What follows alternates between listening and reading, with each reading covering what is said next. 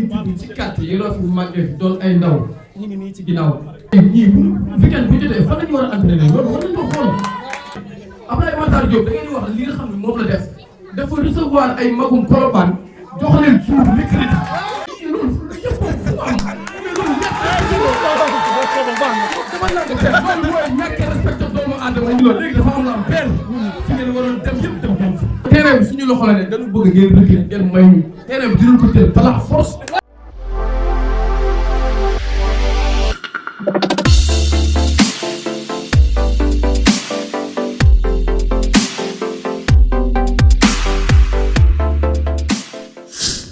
donc dañuy nuyu waa Colobane yëpp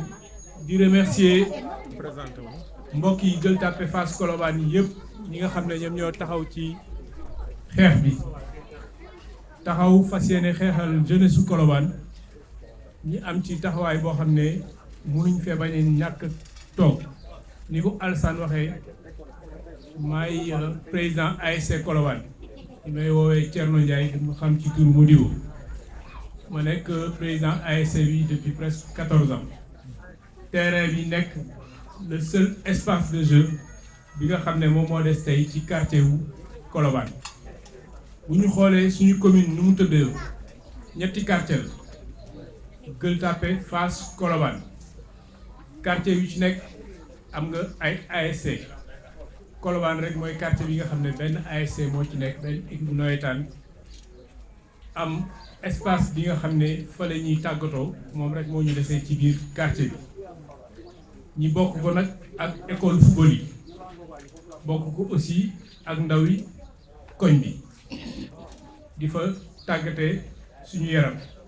bu nawetaan jotee ASC bi fa lay entraîner yeneen bés yi jeunes yi nekk ci koñ bi bu ñu buggee football fa la ñuy footballé terrain bi nag yàgg na poser problème parce que dafa nekk ci à cheval entre deux communes commune Gueule Tapée Fass Colobane ak commune HLM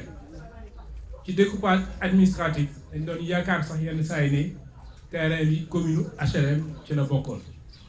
ba am na ay temps mais HLM bëggoon nañ fa def ay activités mais biñ ko commencé ndawi Colobane dañuy taxaw ne loolu mënu fi nekk mënul am parce que bu ñu xoolee HLM am plus de 7 terrains de football yu fa nekk ay espace terrain vague seen mairie ñemewuñu jël yooyu espace ne dañ koy commercialiser wala dañ koy privatiser ñoo naan dañuy jël ba terrain wu Colobane ne dañ koy privatiser dañu ne bu boobaa daf ñuy jaral ñun lu mu leen jaral tey fa la ñu toll benn espace bi la jeune Colobane am du ma ne sax ASC Colobane mais benn espace bi moo des ci quartier wu Colobane tey ñu naan dañ ko cédé la communauté lébu ba léegi nag ba instant bi ñuy wax ak yéen ñun gësuñu titre de propriété buy wane ni tel parti wala tel pàcc moom terrain jotoon nañ ci def ay jéego en tant que président de l'ASC ba demoon rencontre fii l'ancien maire des HLM c'est Pape Seck mu taxawoon ba xam ni liñ koy wax mooy li yenu maanaam mooy terrain bu nekk Colobane mënuñ koo foqati ci loxo waa ASC Colobane ou bien ay jeunes Colobane donc moom ci boppam mu d'accordoon ñu commencé ay démarches pour mu redresser terrain bi à l'ASC Colobane tey nag ñun lu ñuy wax waa Colobane mooy terrain bi dañuy bëgg ñu delloo ko ndayu Colobane mais surtout pour une bonne fois pour toutes ñu jël décision jël terrain bi delloo ko def ko ci patrimoine ASC bi mu nekk terrain boo xam ne ASC Colobane moo ko moom ku fi munti nekk génération bi fu munti ñëw ngeen xam ne terrain la boo xam ne ay moomeelu waa Colobane la ay moomeelu doomu waa Colobane du moomeelu ma Samba du moomeelu ma Dame bu boobaa nag buñ koy mettre en valeur buñ koy privatiser loolu ASC Colobane ak population wu Colobane ñooy seet naka lañ koy waxtaanee ba trouver ci consensus ci naka lañ koy defee mais kenn duñu wax nii ngeen koy defee ne la ngeen koy defee wala tel ay collectif wala tel association wala tel promoteur individuel moo ñëw pour exploiter ko ku ko exploiter rek day fekk mu neex waa Colobane day fekk mu neex structure bi nga xam ne moom moo fi nekk légalement pour waa Colobane bi tëjewu au sport mooy l'ASC jeunesse amicale de Colobane loolu lañu amoon li ñuy wax di remercier ñi nga xam ne ñoom ñoo porté combat bi boobu ba léegi yàlla def na bi ñuy démarrer manifestation yi nekkuñu fi woon dañuy tukki woon mais lépp luñ ci jéego boo leen ci muntu dox fekk nañ ko ñun tamit tooguñu correspondance suñ ci war a def nañ ko. On a saisi les plus hautes autorités de ce pays. Bind nañu ministère des sports, bind nañu ministère de l'urbanisme, bind nañu le président de la République en personne pour xamal ko la situation de ce terrain. On a initié des rencontres, jot nañu woo ci ay ministères, dem nañu wax nañu génne nañu li ñu am ci ay kayit wane nañ ko ñoom ñu ngi koy càmbar ñu ngi leen di dugg. am na nag un truc d'apaisement bi fi jóge le grand serigne de Dakar woon na fi. waa Colobane ne leen tak seet leen li ngeen pàcc bi ngeen dugg ci terrain bi ci li nga xam ne communauté Lébu ñoo ko moom ñu jox leen ko dañ koy saluer pour sa générosité dañ koy saluer pour son esprit de dépassement et d'apaisement mais loolu pour que ñu mun ko nangu il faut que ñu matérialiser ki mu yónni woon pour mu ñëw fekkee li ñuy tànn foofu dañu waroon def un PV de conciliation signé ko toutes les parties li ñuy wax ni dañ ko jox terrain partie bi ne dañ ko permettre ASC bi wala jeune Colobane ñi jël ko il faut que ñu bind ko il faut que mu am këyit bu firnde ni lii kat waa Colobane ñoo ko moom keneen moomu ko mu bañ a nekk loo xam ne calmant la dañu koy jox à titre précaire ñi kii fa entraîné fa 2 mois 3 mois coow li jeex après ñu ñëw exnewaat ñu jóge leen fii dañ ko soxla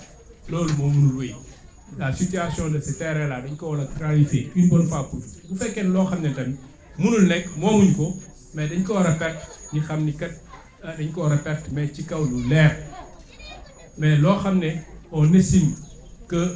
y a la jurisprudence qui est là terrain boo xam ne ñu ngi fay entraîner depuis plus de 30 ans 40 ans tey nga xëy ne da nga koy dindi da nga koy nangu ci ñi fa nekkoon pour ne après dem leen fan. Louis ji Dakar Sacré-Cœur ou bien dem leen xeex ak waa HLM ou bien dem leen xeex ak waa Fass école Fass ou bien dem leen ci lycée yi wala ci école primaire yi ngeen entraîné fa loolu mënul nekk. Lycée ak école primaire pour jàngale la du fekk vocation sax pour ñu fay dem di fa entraîné yi ay footballeur di fa entraîné yi wala ay mbër di fa entraîné yi cadre bu nekk dafa am foo xam ne fa la war a exprimer wu. On pense que le sport doit s'exprimer sur des terrains de sport. Le football doit se pratiquer sur un terrain de football. Sur un terrain de football, nous voulons vraiment nous sàmmal ñu suñu moomal et ñu remercier population waa Colobane yëpp ñu fi taxaw ñëpp vraiment gis nañ seen taxawaay di leen encourager combat bi day doo commencer mais je pense que suñu resté mobilisé tey terrain bi mun na delluwaat suñu loxo jërë ngeen jëf asalaam. ñu suñu si tur ak santam ñu teew ñëpp dafa am loo xam ne dafa rafetlu ci gis-gis ndax ñaata réunion lañ ci def ñaata réunion plusieurs de réunion lañ def pour bëgg li nga xam ne jot mu si terrain bi ay xale yu judd ci quartier yi rafetlu màggee doon ay ndaw ñu ngi nii ci ginnaaw xale yi ñii bu weekend bu jotee fan la ñu war a entraîner loolu war nañ ko xool ñu am ay talent ay joueurs yi nekk ci ginnaaw ay seebi ñoom fan la ñu war a entraîner Abdoulaye Matar Diop da ngeen di wax li nga xam ne moom la def dafa recevoir ay magum Colobane jox leen jour mercredi ñu ñëw Dakar këram toog ñu yónnee ay mag ñu yónnee ay mag jiital leen bi ñu demee mu toog carrément ñëpp seen problème mu ma jàll yaa fa woon bi ngeen demee ngeen wax mu ni leen dinañ leen boole ki nga xamante dina ñëw carrément ne ñu daggal leen ci biir bi ñu ñëwee ñu conclure loolu ñu laaj leen la ngeen fa jëlee ngeen ni dañuy daggal ñu indi géomètre ñu dugg ci biir mu dagg ba pare wëlbatiku ñëw gas fa ay teen ñi pour ñu continuer sàcc yi mais loolu yëpp fu am mais loolu mooy ñàkk respecté doomu aadama yi ndax mënuñ jël ñun yónni ay nit ñu ñëw nga daggal leen ba pare nga dindi loolu léegi dafa am lu am benn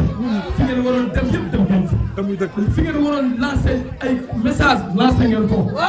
état bi ngeen waroon bind ay lettre dinañ yóbbu ngeen ko léegi dafa am lu des gars yi amul ragal gis nga nit looy dem waroo ci ragal dafa am lu am xoolal nit boo nekkee si dëgg war cee am Alxuraanu Karim boo dee yàlla da lay jox dëgg dama ni dafa am lu am Sonko mi toog dafa xeex ba jël réew mi te xool ci dëkkam la ne woon yàlla jàppale ko dama ne yéen yeneen ndaw te xoolal terrain bi suñu loxo la ne dañu bëgg ngeen reculer ngeen may ñu terrain bi dinañ ko teel par la force parce que suuf si naa wax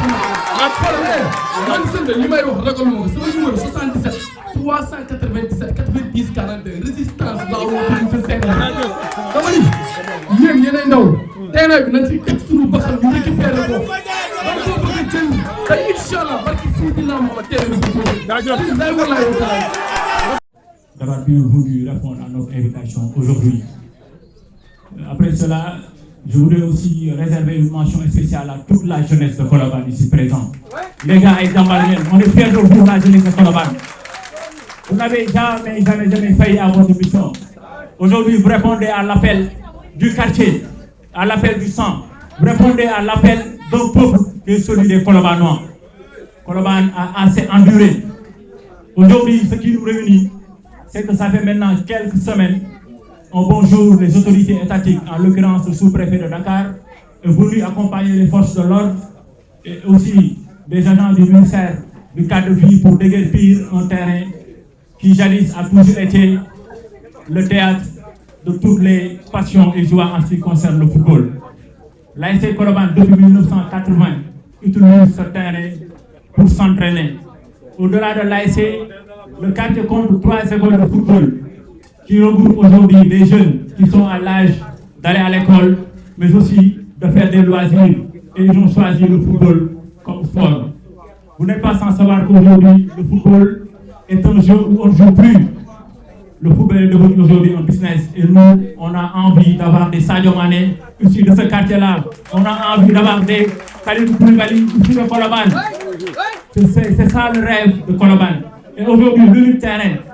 jadis où on avait l'opportunité d'exercer le football, nous a été pour l'instant arraché. Mais nous n'allons pas nous laisser faire. On a commencé ce combat-là au nom du collectif des habitants de Colobane. C'est parce que nous tenons à notre jeunesse. Tout ce que nous demandons, c'est qu'on nous restitue la seule espace d'expression et aussi de jeu au niveau du quartier. Colobane est englouti de partout. Nous sommes à l'entrée du département de Dakar, avec des infrastructures autoroutières telles que le TER, l'autoroute, le BRT. Aujourd'hui, nous n'avons plus d'ouverture et le seul espace où les populations, en l'occurrence des jeunes, pouvaient exercer et aussi avoir des loisirs et aujourd'hui entre les mains de l'autorité. Il paraîtrait que c'est la collectivité locale, à sa tête, le grand Serigne Abdoulaye Matar Diop, qui a cédé cette partie-là à la SNHLM. Nous, ce que nous demandons aux autorités, c'est que la population de Colobane ne mérite pas le sort qui est réservé. Tout ce que nous voulons, c'est qu'on nous restitue la seule espace qui nous permet de jouer au football au-delà de faire du sport. Je pense que c'est impensable, un quartier comme Colobane nous puisse aujourd'hui avoir un seul espace où un enfant puisse faire même le PS à l'école. C'est impossible. C'est ça que nous vivons ici au niveau de Colobane. Aujourd'hui, nous avons jugé nécessaire d'appeler la presse pour sensibiliser les autorités, pour leur dire que l'heure est grave. La population est là, surtout les jeunes. Ils sont prêts à aller à la confrontation. Mais nous ne voulons pas ça en tant que légalistes. Nous sommes des légalistes. Nous allons mener ce combat-là en respectant les lois et les règlements de ce pays-là. Mais tout ce que nous voulons, c'est des interlocuteurs crédibles. N'est-ce pas? Qu'on nous écoute et qu'on prenne en considération les aspirations de ce quartier-là. Nous voulons notre terrain. Et au-delà de cela, aujourd'hui, Colobane est confronté à des problèmes tels que la cantonisation à outrance de notre quartier. Le quartier de Colobane n'est pas un marché. C'est vrai que le marché fait partie du quartier, mais dans la vie, il y a des limites à tout. Et la liberté d'une personne s'arrête où commence la liberté de l'autre. Il est important que nos parents commerçants puissent savoir que le marché de Colobane a une délimitation bien définie. Et aujourd'hui, l'occupation anarchique et la canalisation à outrance a fini d'engloutir carrément ce quartier-là. Donc, ce sont des mots aujourd'hui dont souffre le quartier de Colobane. Et nous en appelons aux autorités, n'est-ce pas, à sa plus haute suprême, le président de la République, M. Bassirou Diomaye Diakhar Faye, pour qu'il nous vienne en aide, pour qu'on essaie d'essayer de trouver des solutions pour tous les mots de Colobane. Je vous remercie. Merci. Terrain de sport. Benn interpellation la ñuy def. Dafa am nguur gu bees gu ñëw. Te li leen indi mooy dañoo xeex ba toog ci nguur gi. Ñun nag li ñu moom daf ñuy jaral ñu xeex ba jot ci. Donc nous interpellons le président de la République monsieur Bassirou Diomaye Diakhar Faye parce que ñun mënuñu comprendre li ñu naan domaine public la ñu jël di ko jox benn collectivité même bu dee ci collectivité boobu la ñu bokk ñu jël di ko jox benn collectivité léser une population entière loolu mënuñu ko nangu kon nag interpellé nañ nguur gi ñoo woote jubbanti jubal gis nañ li mu def Mbourkat fii nag moo gën a garaaw ndax le grand serigne de Dakar xawma ndax la collectivité lébu dans entièrement yëg nañ li xew fii à Colobane dañu leen di interpeller pour que ñu jël xeex bi ànd ceeg ñun delloo ñu li ñu moom ndax ñun lu mu tuuti ci njaboot gi la ñu bokk combat boobu nag ñuy mëne ñoo ngi koy mëne ci fépp mëne ko ci quartier bi nga xam ne ñun dañ ñoo xoj amuñu fu ñu noyyee léegi bu suñuy doom bëgg génn foy ji amatuñu fu ñu fooyee fii ci biir Colobane mën naa ne ci communes yi ci quartier yi Colobane rek mooy quartier bi nga xam ne amul benn espace de jeu loolu ndax mën nañ ko nangu ndax dañu ne nit dafa soxla un espace pour se mouvoir maanaam pour yëngal ay cërëm dafa soxla espace boo xam ne dina ci féexal xolam maanaam pour loisir léegi nag bu ñuy nangoo lële xanaa mooy dañuy rey alors que Colobane a payé un lourd tribut dans toutes les conquêtes de ce pays su amee manifestation nguur bu mu mënti doon suñuy doom lañuy jàpp gaz lacrymogène yi suñuy maam ñoo koy noyyi suñuy yaay ñoo koy noyyi kon nag bu ñuy fay yaakaar naa ne Colobane la ñu war a njëkk fay kon nag Abdoulaye Wataat Diop na xam ne lii muy jéem a def du jàll lii muy jéem a def doomu Colobane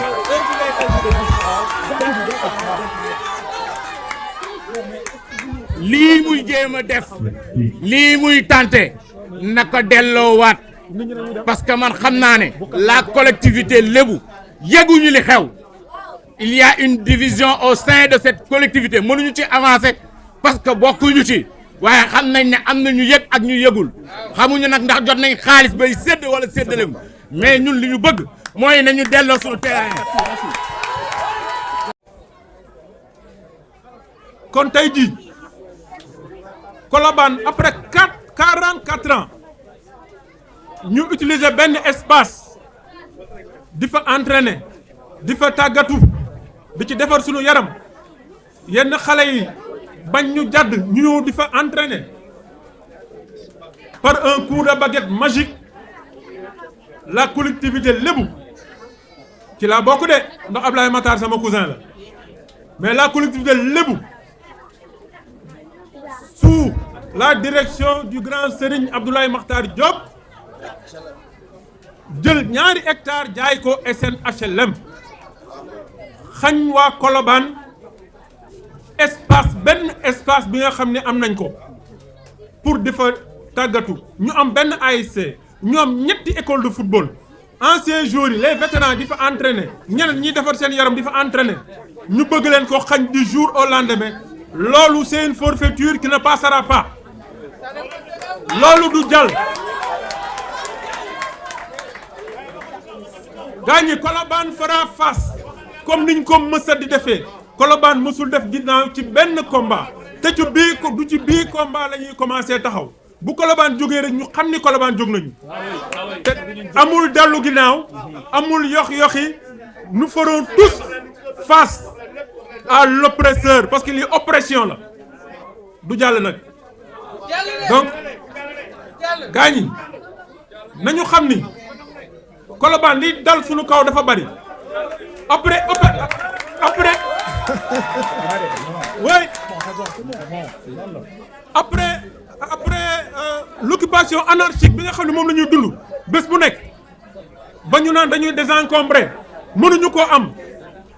marché bi di dox di dugg ci ba ci biir kër yi rapide yi di dugg ci biir koñ yi di rey suñu doom xale yi léegi amatuñu fenn fu ñu fooye ñu ne léegi amatuñu dañuy nangu loolu lépp Colobane ñàkk non kooku mënta nekk donc je dis gars yi haut et fort ñun ñëpp nañu mànkoo doon benn pour bañ lii lépp lu ñu mën fépp fu ñu xam nañu taxaw nañ ko dox nañ ko waxee nañ ko xeex ba ñu jox ñu lii nga xam ne moom la ñu moom muy man ne yii ñu bitti fa nga xam ne foofu la ñu entraîné foofu la ñu bëgg ñu delloo ñu ko bëgguñu feneen parce que feneen fu am buñ ñu joxee ci biir ñu commencé fa entraîner 3 semaines wala 1 mois wala 2 mois wala 3 mois promoteur bi ñëw jël ko nañu génn leen dañ koy defar histoire commencé à doot ñu am terrain le problème reste entier kon nag gaañi message boobu laa bëggoon délivrer nañu def bloc. waaw ñu ngi gërëm journaliste bi ñëw ñëpp bu leen sant leen gërëm ndaxte am nañu naqar ngeen ñëw bokk ak ñun kon li ñu mën a wax li ñu fendi dañ koy wax muy bit bi lan la suñu terrain la ñu nangu bëgg ñu ko xañ te suñuy doom suñuy jarbaat ñun depuis 81 la ñu bàyyi dàq ci biti ñu doon fa def camp ñu ne génn leen ci biti ñu génn ci biti daf ko terrain bu doon àll bu kenn ñemewul tey ñu dagg àll boobu daf ko terrain ba tey jii